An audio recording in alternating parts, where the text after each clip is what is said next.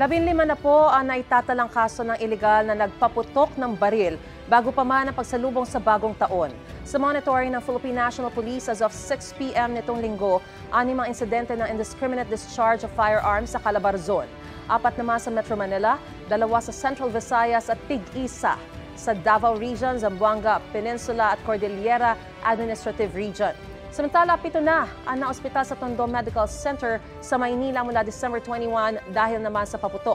Kabilang ang isang lalaking 18 taong gulang na naputukan ng 5-star. 17 biktima ng paputok naman ang dinala sa Jose R. Reyes Memorial Medical Center mula December 21.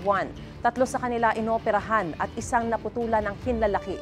May bata ring naputulan ng 2 daliri.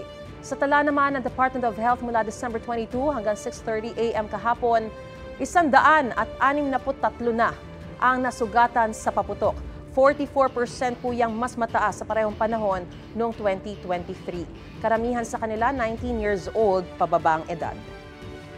Gusto mo bang mauna sa mga balita? Mag-subscribe na sa GMA Integrated News sa YouTube at tumutok sa unang balita.